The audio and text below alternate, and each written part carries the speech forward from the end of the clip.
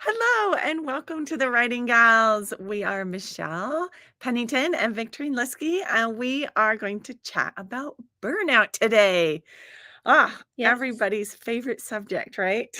Yeah, we actually got a request from one of our Writing Gals members who wanted to have this as one of our podcast topics. And she was actually looking for an old podcast where we talked about it. And I realized we've talked about burnout in a lot of our videos, but I don't know, I couldn't find one where it was the whole topic. Yeah, one specific one for it. Yes. Yeah. So, yeah, that's what we're So going to dive in today. But before we do, Michelle, what's been going on in your life?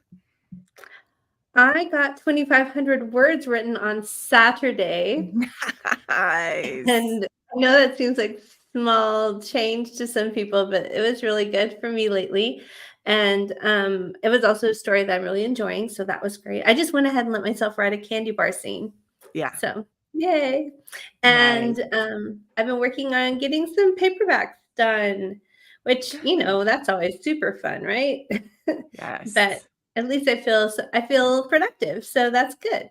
How about Good. you? I am at 40,000 words on my rom-com that I'm writing, that I'm cheating on my angel book with. And I'm really excited because Yay, stop. yes, I That would know. be a great title. I'm cheating on my angel. I'm cheating on my angel. I claim it. That's my title. All right, go ahead. You can have it. So I am leaving tomorrow evening to go on a writer's retreat. And so I'm going to finish this book during that writer's retreat. I'm so excited to just Ooh, get it all done and then get back to my angel book because it's over here going, finish me. well, And that's I also have great. people bugging me about it. They're like, when are you going to finish that? Because I You left it better on a wrap little up. bit of a cliffhanger. You better wrap up your affair and get back to real life, Victory. Yes. So that's That's what really I'm cool. doing. Awesome. I need a writer's retreat in my life. I don't know Yes. when I'll get one, but I need We one. should So plan one. could we should. Let's just put that on the calendar when we get off of here. Exactly. We are going on a cruise in June though. So Yes, we are. I guess I do have one You planned. do. That's right. We That's would totally ride on that cruise. Yes, we will. And that cruise is all in preparation for our big cruise in 2025. We got some business to do over there to plan and organize and, make sure we have everything set for our big Red and Gals cruise in January in 2025. January, yes, the 25. So Yeah. if you want to come on the Writing Gals cruise with us, join our Facebook group, number one, and then look at the pinned post because we have a pinned post about how you can join the Writing Gals cruise. Now, the pre-registration is over, but you can still get in on it. You have to call the travel agent that we're working with and get in on the group and everything. But we have all the information up in our group. So go join our group and read about the Writing Gals cruise because you can still join. It's not too late. Yep. Nope. The ship has not sailed yet.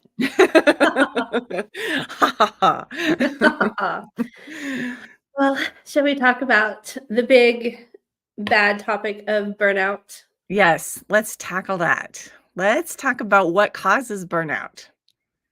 So for me, burnout was caused by a combination of pushing myself beyond my limits, which limits I hadn't really figured out yet, combined with a world pandemic, um, having all Yes, my family home.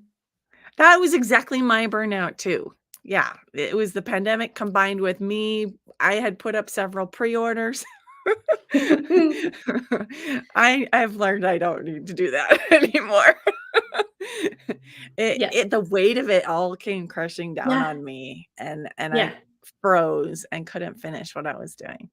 Yeah, and just hearing us talk about that tells me the most important thing about burnout. In fact, I am almost tempted to say that every author should go through burnout at some point in their career simply because even though it's a fate worse than death and I wouldn't wish it on my worst enemy, you learn so much about yourself in Yes, burnout. you do. You learn what you um, need to keep your creativity strong and flowing. You learn what your boundaries are that you need to set for yourself and your work life and your home life. You learn, like you said, that there are certain things that you think sound like a good idea, but in reality aren't. And it's all so individual. There are Yes. lots of people that probably could be really motivated by having multiple pre-orders and make themselves work for a long, long time, and maybe never experience burnout from that, but other Maybe. people, that would happen. But yeah, so I would say that there are a lot of authors going through burnout right now. Mhm. Have you seen the same thing happening? Yes, I have seen the same thing happening. And burnout to me is all up here, right? Because if you work really hard physically and you can overexhaust yourself physically, but burnout isn't a physical thing. You can't just rest and then Yeah, it's done right? and you're better, right? It's all up here. And so Yeah, you have to feed that creativity and you have to find out for you what's going to help you get through that burnout. And it's this yeah, mental exhaustion. It's this yeah. over like Becca Syme says, overspending your energy pennies and not Mhm. having enough coming in. Yeah, and it breaks you inside internally in ways that are even hard to find. Like you feel it, but so many times I just felt these walls of resistance Yes. when I try to go and do things that to me, I should be able to sit down and just write 1,000 words. I Mhm. should be able to sit down and send this newsletter. I should be able to do these really simple tasks, but I had these massive obstacles in my own, um, I want to say brain, but it was also my Right. heart too, Yeah, you know? I agree. And so I think one of the things that's contributed so much, which by the way, for those of you who are watching right now, we'd love to hear in the comments, those of you who have gone through burnout or some of the things that you've experienced that maybe you think might be burnout, but you're just not sure. Um, but I think that the industry right now is at a place that people are working really, really, really hard at a pace Mhm. that I don't think people worked at 10 years ago. Do you think Right. so? I I agree. think the pace that we see other people working at, publishing at, is so high that it feels like we have to keep up or we want to keep up really badly. And so we try to do what it looks like everybody else is doing. And there are a lot of behind the scenes things in those people's lives that you're not seeing. And it takes a toll on you, it comes at a cost. And a lot of people have the tools or a situation in life that they can run at that pace longer or more effectively than other people can. And some people try and struggle and then they condemn themselves like, why can't I do it? And it's a really hard thing. It's a really humbling thing to Yeah, it step is. back and say, okay, why am I struggling? And really Mhm. sort through all of the emotional baggage that comes along with going through burnout. Yeah. So, so how did you start realizing that that's what was going on with you? Because it's not something that you just click, "Oh, I'm in burnout," immediately. Like, it's a Right. process. Oh, it took a couple of weeks for me to realize I was in burnout because I was trying to get that next chapter done, and I would sit down to write it, and I just like you said, mental block, there's this resistance. I would write a few words and be like, I can't do this. Why can't I do this? What's wrong with me? Why can't why can't I just get this out? Maybe it's not the right time today. So I would put it off till the next day and the next day. And it just wasn't working for me.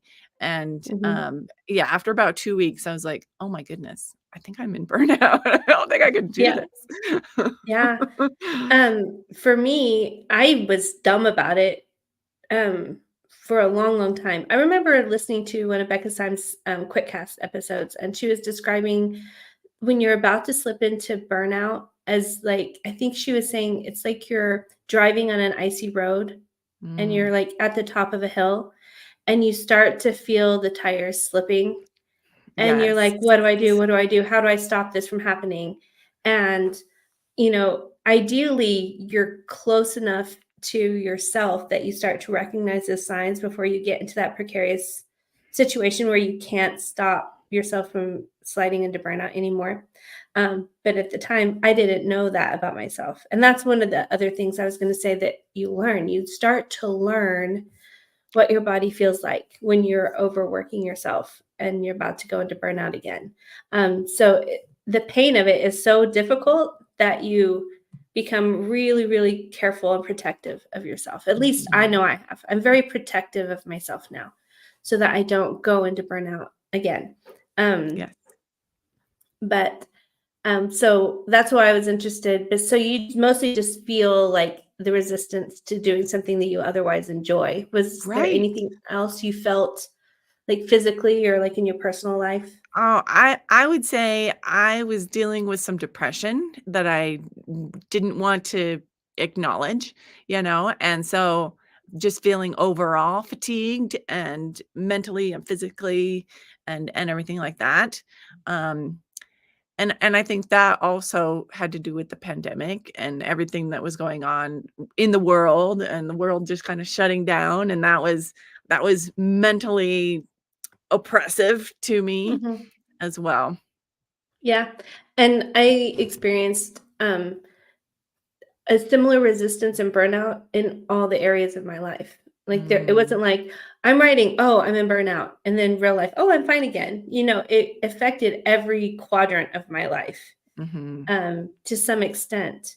And so and I also think that you can go into burnout not exclusively from the work you're doing as an author, but, like, your personal life has such a big role that it plays, in what you can bring to work with you. And so if you face any kind of a personal crisis, I mean, hopefully we don't have to deal with like a pandemic thing again, but who Right. knows? But everybody's going to face personal situations that come along. And if you keep pushing through, even when you're you know, at capacity, then you're going to burn yourself out. If you keep Mhm. working when you're sick, if you keep working when, you're like supposed to be on vacation with your family, or like just all these situations you have, something tragic or difficult happen in your life. If you keep trying to push, then you can really damage yourself. And Yeah. athletes know better. I watch you hear a lot about injuries that athletes have, and then they want to keep performing, but they have to make the choice. Like, if I don't stop and care for my injury, I might not ever play again. And Right. unfortunately, the stakes are just as high for us. I think I know that there are authors that quit because they push themselves so deep while Mhm. in burnout that eventually they weren't able to keep going and keep doing it. And so Yeah. being able to recognize burnout or the symptoms of it before you get into it and protect yourself from it, keep yourself healthy, is going to help you have a long career. And Yes. so I struggled a lot when I started to see my sales declining and I wasn't Mhm. publishing as often, and I felt like I was losing touch with my fans and my readers. And so I started to just really, really beat down on myself and Yeah. criticize myself a lot for that, for letting my business get into that state. Um, and I've had to just really take myself to task and say, look, this is what it is, and now you have to, you know, heal. You have to take care of yourself because this is for the long run. This isn't only about right now. And I'm much more interested in being able to keep writing stories until I can't sit at a keyboard anymore Yes. than I am about um, trying to, you know, double my business every year right now, Yeah. personally. I just, have to make that choice. Um, so what do you think people can do to recognize the or prevent burnout before they're Ah, really well, deep into it? to prepare for this, I was listening to Becca Syme's talk about burnout, and she was talking about our expectations and how a lot of times we expect that if we're putting in this amount of work, that we should get this amount of success out of it. And that Right. when that doesn't happen, that can cause us to have this burnout effect. And so I think maybe kind of understanding and realizing that no matter how much work you put into this business is unpredictable. And Yeah. you can do exactly the same things that person A over here did to be successful and not have the same results. And so Yeah. realizing that, coming to terms with that and saying, okay, I'm preparing my next book for launch. I'm not going to have these super high expectations for this book because I have no idea, this could be my next book could be my flop, and Yeah. so don't put all your eggs in one basket type of a thing, and don't have these huge mental expectations that really, because this business is so up and down, it's kind of hard to predict what can happen with that next thing. But yeah, Yeah. study and do all the things you can, study the market, do all the things you can, but um maybe having more realistic expectations will help. Yeah, for me, it was learning how to make goals that inspired me instead of pressured me, and That's great. also redefining what success meant to me. And if I am talking about the art of writing, then writing the stories is fulfilling in and of itself. Like that brings me joy. I don't have any problem with that. I struggle with making the business part fulfilling enough because I don't like it. It's not anything I'm interested in doing. I'm not intrinsically an entrepreneur. And Right. so it's hard for me to do that. And so if I push myself on the business side of it a lot, um, I'm not getting immediate joy and fulfillment out of doing that work. And so I had to say, okay, why am I doing this? Um, and for me, I thought, okay, so what if I make 10 grand this month? What if I make 20 grand this month? What if I make whatever amount? Does that make the business part of it worth it? Does it make it worth it for me to spend time away from my family? Does it make it worth it for me to be anxious and stressed out all the time? Does it make it worth it for me to not be doing the thing that's fun, right? Yeah. And so for me, I just had to say, okay, so what would make that part worth it for me, right?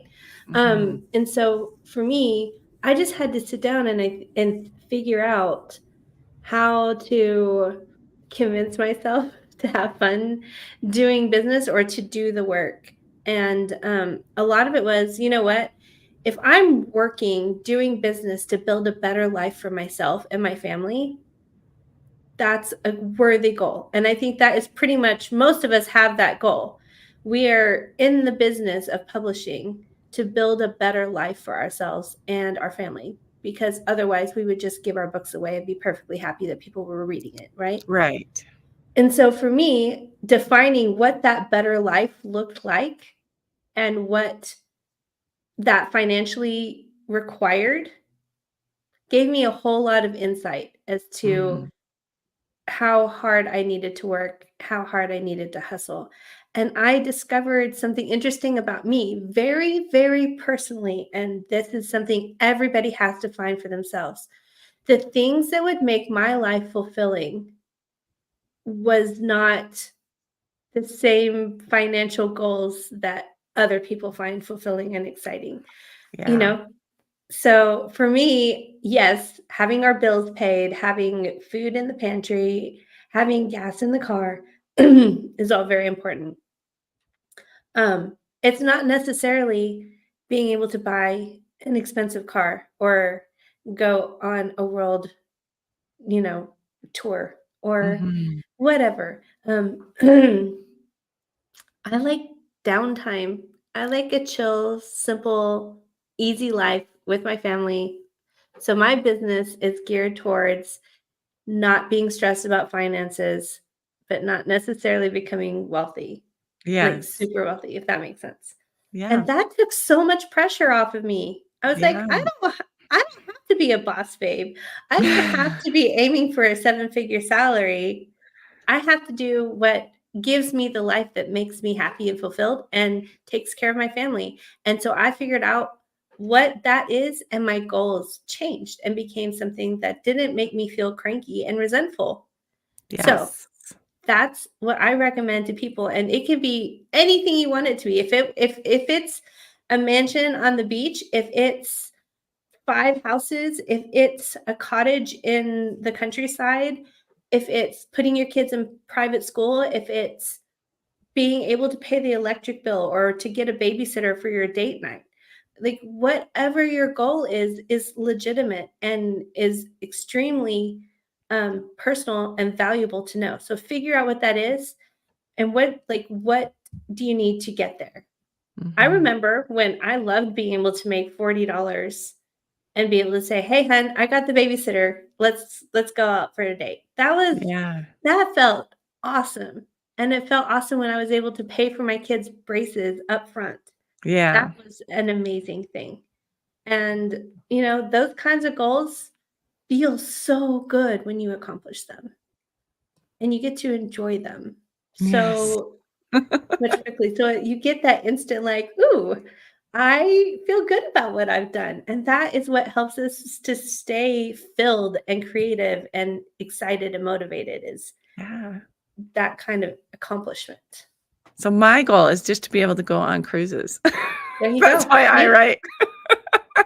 And A now I just very realized why the pandemic was so awful for me. no cruises. No cruises. Exactly. So all of you listening, what is your goal? Make it specific as you can. And figure out what you need to do to accomplish that goal. And that goal should not be what everybody else thinks should be the goal. It can be, anything. Just make it personal, make it real. Something Yeah. that really, really matters to you. So, anyway, because you know what? I like that we have a flower post in our Facebook group where people can like say, "Oh, this is how much money I've made this month, and that's this flower and that sort of thing." It's always a good thing to see what other people are doing and to see yourself growing, and it's kind of a Mhm. fun way to do it. I just really caution people about putting all of your focus on a number Yeah. because numbers represent different things to different people, and I don't think that that tells the best story in how to motivate yourself. If that makes sense. Yep. So, Yep. because I don't think that money in and of itself is fulfilling. Really, I think it's what you are able to do with that money and the good you're able to bring into your life and other people's lives with it. So make it like more of a concrete tactile thing that Mhm. that goal represents. So, um, and I think back in the early days of the Writing Gals, one of the things that I talked about was that I knew for my family's financial welfare, I needed to be able to bring in a certain amount of money after my last child started school. I'd been Mhm. a stay-at-home mom. We have 4 kids, and so I was home for a lot of years. And I'd been writing on the side the best I could, just like a lot of you do. And when my youngest went to kindergarten, I was like, okay, my family needs me to make more money than I'm making right now. And so I either need to go get a job or I need to be making enough with my writing to be able to meet my family's needs. And so I talked to my husband and we came up with a very specific number. And that became my goal. And that goal was if I can make this much a month, I think it was $1,000 a month, then I can justify staying home and pursuing this career. Yeah. And that goal lit a fire under me. Yeah. And so it was important to have that very specific thing. Okay. So nobody in the comments yet has said that they're in burnout, but I know you guys are out there. But I feel like I hear this discussed like several times a month in our group even. We'll have new posts about it. Yeah. Um, so what would you recommend to people? I've been going on and on and on about what I think you should do to not go into burnout, but if you're already in burnout, Mm. what do you do? So when I was in burnout, I did several different things, and not specifically for my burnout, but for me because I needed them. So one of the things I did, and this is probably because the pandemic shut down all the fast food restaurants, I started eating healthier. Yay! And that helped me, in many aspects, mentally, physically. It helped sharpen my mind, and it helped me feel better about myself. And yeah, so I got off fast food, junk food, and my husband and I both decided we were going to eat better and watch our calorie intake and stuff like that. And so that was super helpful to get me mentally in a better place. And then the other thing we did was we increased our physical activity. We started doing some walks and hikes and things like that because really everything else was shut down. So we decided to be more physically active. And I think that helped me mentally as well. So I was in burnout, I would say, for a good 5, 6 months. But then, and then switching to a different project. I was able to switch to something else, and I was taking in a lot of creative content. I was watching a lot of Korean dramas and things like that that were feeding my creativity. And I was able to switch to a different project that really got me mentally going and excited again about writing. And so after taking 6 months off, and I know not every author can do that because some authors, rely on that paycheck and they have to get those words down. But sometimes when you're in burnout, you have no choice. And Yeah, so I took 6 months off and was able to start a new project, and that got me out of that burnout. I took care of myself though after that, because I was writing 3 or 4 yeah, novels a year before that, and now I write 1 to 2. And so like you, I'm a little more careful about yeah. my expectations of myself, and I know not to put up a pre-order unless I'm really, really almost done with a book and I know I can meet that pre-order deadline. Yeah, I don't. So I don't do pre-orders anymore. And I also don't make promises to my readers anymore. Yeah. Like this book will be out this month. Until that book is finished, I Mhm. don't promise my readers because I found that the pressure um, didn't drive me, it shut me down. And Sure. I think that is a very individual thing too. Um, some people work really well under pressure and some people don't. Um, so my burnout lasted longer than yours. Mine was at least 2 years, and it's kind of Mm, hard to really find the boundaries of that, of exactly when I was in burnout and exactly when I was in recovery, and I yeah. think I was in recovery for, like a year, over a year and a half, Mm, um, and in some ways I still am and maybe always will be, I don't know, yeah. um, but I had to do a couple of funny things. I had to give myself permission, like you, to not write and not Mhm. do business. I had to give myself permission to be like, okay, I'm going to figure out who I am. I had become so absorbed in identifying as an author that was the only identity I felt. And so I felt guilty when I was doing anything else. Mm, And I began to resent my author business.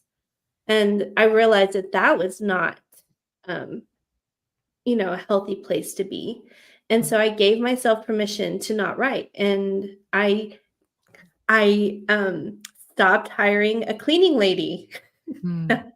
This one kind of cracks me up because when I began to make really good money writing, it was an easy answer to say, I'm going to hire someone to help me clean my house because I can make more money writing than I'm going to pay her cleaning. And I hate Mhm. cleaning, so why would I not spend that time writing? And it made a lot of sense at the time. And then it stopped making sense because um, I realized that number one, it kind of stressed me out to have someone in my house, even if I wasn't there, and to be like on their schedule. I don't know, it's this weird thing.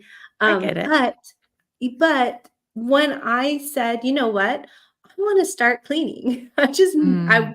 I mean, yeah, I cleaned here and there, but like she did all of the like deep cleaning stuff. And I discovered, you know what, right now where I am in my life, I get a lot of satisfaction of from making my windows shine and from deep cleaning my couches and washing my curtains and dusting and mopping and, all those things. Yeah. And so that was kind of weird. And it's been very healing to be like cleaning because I discovered it's always a big part of my writing process Yeah. when I was like raising kids and doing all that sort of stuff. That while I was doing all these sort of monotonous chores, it freed my mind to be creative. And so I wasn't just sitting down at a computer and having to immediately produce content. That content was growing and building inside of me while I did all this other, you know, things, the work you don't really have to think about, you just physically do it. So it's helped me a lot. I even had my dishwasher break down and I was hand washing dishes for a few days. And that was great for me. Isn't that weird? You find out the weirdest things about yourself. Well, actually, hand washing dishes helps me be more creative. Um, Well, you can we come both over anytime and be creative okay, at my house. I'll just jaunt over to Nebraska and wash your dishes. I wish I could. Wouldn't that be great if we could just show up at each other's houses whenever we That would wanted? be awesome. Oh, someday, maybe we'll figure that out. But both of us watch a lot of romantic dramas. Um, for me, it was very therapeutic. It was a way for me to engage with romance and story without having my business hat on. Because when I Mhm. read, it feels too much like work because I'm constantly assessing it for like, oh, I see all the mechanics of this, and you're kind of like got your editor hat on and your critique hat on, and it's really hard to just relax. I can do it a little bit better if I read in other genres than the one I write in. Um, but it's probably kind of like if you're a musician and you play, violin all day long, you probably don't go home and turn on violin. You might go and turn on rock music or like Right. sit down and watch horror shows. I don't know. Um, but watching dramas allowed me to still engage and have that intake that filled me up creatively. And I was in such deep burnout that I easily became addicted to dramas for a long time and spent just an unhealthy amount of time watching them. And I knew I was healing and getting better when I didn't do that anymore. Yeah. I don't do that anymore. I'm healing and I'm better, and now I just engage with it for fun. And I've learned a lot about story structure, about pacing, about tropes, all these things. It's benefited my writing in a lot of ways. Um, and then another thing that I did, I tried journaling a lot, and I tried like the writer's way. Is that what that book's called? Where you have like the Oh, nice. I don't know that so book. it's, somebody's gonna like correct me. I should never talk about books unless I'm like prepared ahead of time because they're always goof it up and everybody's gonna be like, Michelle, it's one of the most famous books out there. Um, The Artist Way. Thank you, thank you. I knew you guys would know, and I was just making a fool of myself. So, that one was a good exercise, and I would just sit down in the morning, and I would do my homework from that, and I would journal and write, and helped me to be writing again, but without the pressure. And it also helped me to really sort through all of the things that were going on inside of me and to find the spark again and find Mhm. joy. And I think that's the only thing that really heals us, is giving ourselves time Mhm. and finding the joy in it again. Yeah. Because the burnout becomes something that um, morphs writing into a chore and morphs it Yeah, it into sucks the this. joy right out of it, yes. Yeah, and you just don't. How do you make yourself do it again when it's no fun? And Yeah. so whatever it takes, you have to discover the joy again. In fact, I'm a day late, but this afternoon I'm going to be adding a class to the Writing Gals Academy on falling in love with writing again. And Nice. it's kind of like it's one from our conference a couple of years ago, but it's kind of like a self-guided um, thought process of reflecting on why we write, why we love it, and how we can rediscover that again. And Mhm. so, if any of you are interested in that class and all the others, don't forget we do have an academy that you can go and check those out in. Um, Anything else you want to say about healing from burnout? We have some resources probably. I would say healing from burnout is probably a really individual thing, but it's more, don't expect it to be like, okay, one day at the spa and I'm all better. I think it's more than that. It's deeper than Mhm. that. And so you need to, yeah, search deep inside of you what you need to heal and what you feel is going to light that spark back up with you. So, yeah. Yeah. And that's why journaling was so important for me because there were things going on inside of my heart that I didn't know were going on in there. Mm, And so I was able to kind of dig those out and find them just in my own little private space. And then I really like the concept of how your physical health affects, your mental and creative emotional health, like you were talking about. So I also spent about a year and a half, and I'm still working on it, on my own health. And I have lost 75 pounds over the like in like a year and a half. And yay. yeah, I know. It's That's awesome. it's made a big difference in my life, and it's empowered me in a lot of ways, that I didn't think about ahead of time. It was something that I've struggled with my whole life, and it will always be something I struggle with. And I'm still not at my final goals. But the fact that I have had this much of a victory over something that was really hard is very empowering. Mm, But I also just feel better physically and mentally, you know, as yeah. I get healthier. Um, and so wherever you are, pay attention to your physical health. I've found this really cool thing, because I also study ADHD a lot. Just the ability, or um, not the ability, the focus on it can help you to like, oh, wait a second. I need to stand up for a minute. I need to walk Mm, around. I need to go on a walk. Walks are like one of the best ways to start getting creative juices going. I And agree. I actually want to start something in March as the weather's getting better, and anybody's welcome to do it with me. That if you get stuck while writing, to get up, go outside, and take a 10-minute walk and come back and Mm, see what happens.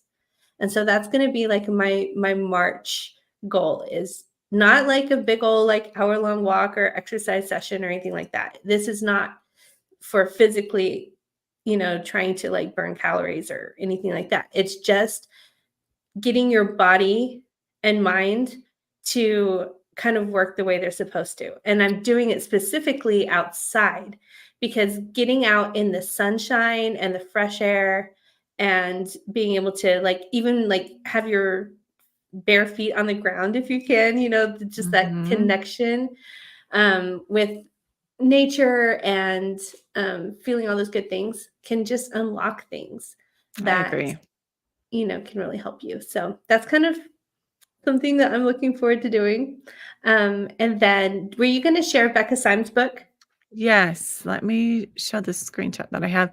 This is Becca Syme's book on burnout, and I highly recommend it. She is awesome, and she has great strategies on how to recover from burnout. And like right there on the cover, it says warning signs, common stages, and strategies for recovery. So I would Yep. highly suggest this book. See, Dear you're writer, gonna are do you this in next. burnout? Whichever Peekaboo. direction it is. It just ended up like right in the middle of our screen. But hey, look how prepared you are. That's Man, right. Woohoo.